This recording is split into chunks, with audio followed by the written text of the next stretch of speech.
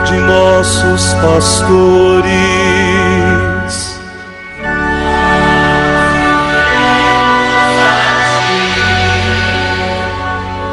Professando todos uma só fé,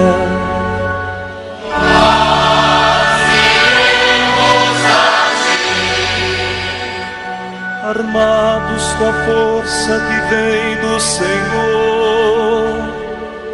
nós iremos a ti, sob impulso do Espírito.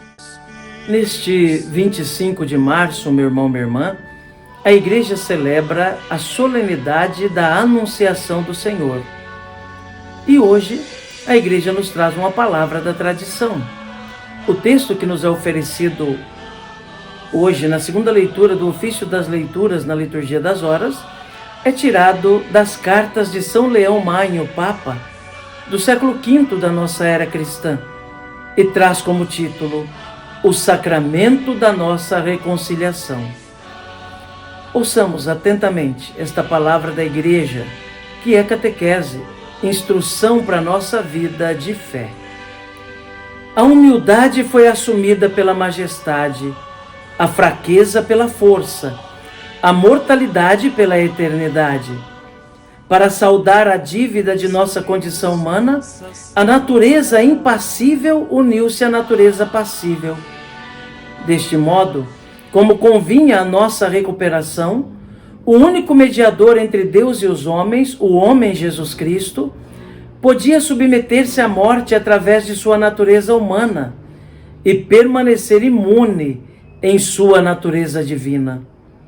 Por conseguinte, numa natureza perfeita e integral de verdadeiro homem, nasceu o verdadeiro Deus. Perfeito na sua divindade, perfeito na nossa humanidade. Por nossa humanidade queremos significar a natureza que o Criador, desde o início, formou em nós e que assumiu para renová-la.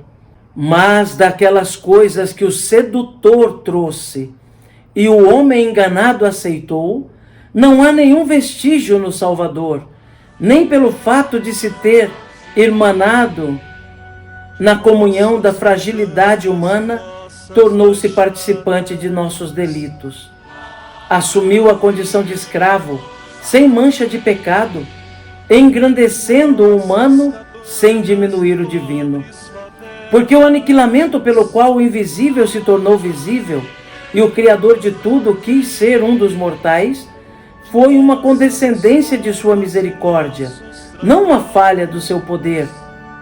Por conseguinte, aquele que na sua condição divina se fez homem, assumindo a condição de escravo, se fez homem.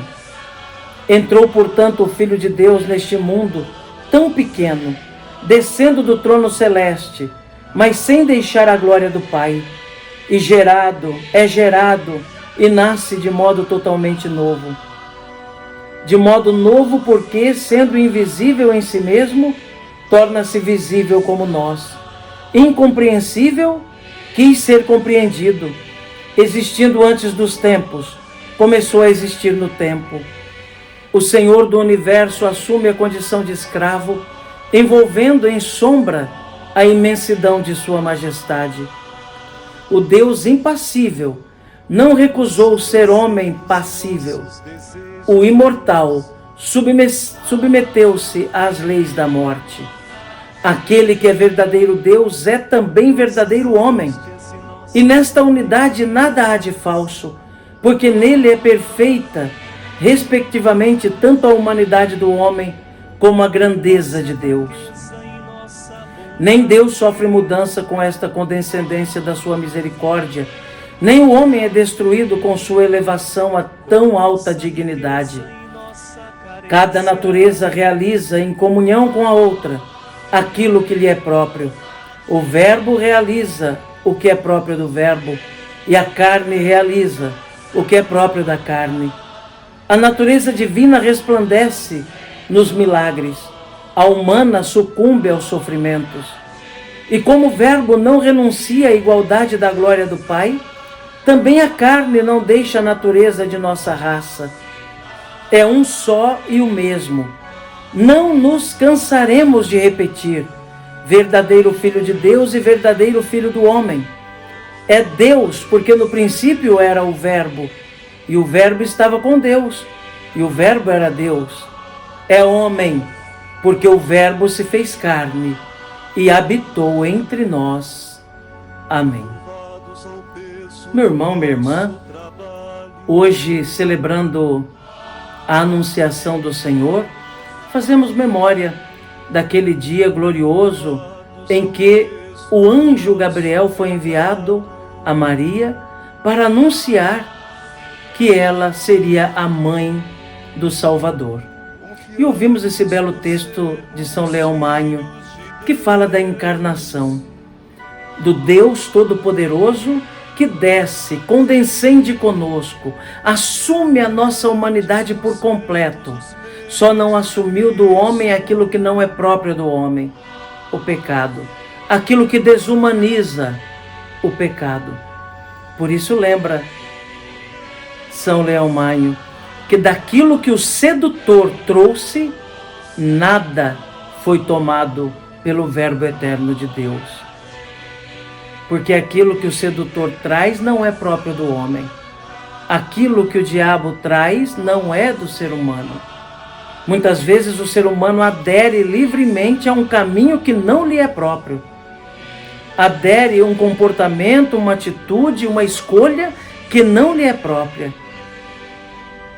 Mas o Verbo eterno assumiu por inteiro a nossa humanidade para salvá-la a partir de dentro, de modo que pudéssemos ter sido elevados também a uma dignidade maior. Então, da mesma forma que o Verbo eterno de Deus se dignou, assumindo a nossa humanidade, viver a nossa vida, nos dá também a graça de, quando terminar aqui a nossa peregrinação, sermos elevados também ao céu e vivermos na vida de Deus. E nesta terça-feira, meu irmão, minha irmã, rezemos a Nossa Senhora, colocando-nos em confiança nas mãos da nossa intercessora, que nos conduz com nossos pedidos, preces e agradecimentos a Jesus, nosso Senhor. Ave Maria, cheia de graça, o Senhor é convosco. Bendita sois vós entre as mulheres, e bendito é o fruto do vosso ventre, Jesus. Santa Maria, Mãe de Deus, rogai por nós, pecadores, agora e na hora de nossa morte. Amém. Rogai por nós, Santa Mãe de Deus, para que sejamos dignos das promessas de Cristo. Amém. A você, meu irmão, minha irmã, desejo uma terça-feira abençoada. Que cada hora deste dia seja tocada pela presença de Deus, que você sinta a ação do Espírito Santo e possa experimentar todos os frutos do amor que Deus te concede no dia de hoje. Que Jesus abençoe você, meu irmão. Que Jesus abençoe você, minha irmã. Abençoe-vos o Deus Todo-Poderoso, Pai, Filho e Espírito Santo. Amém. Os padres que sobem ao altar,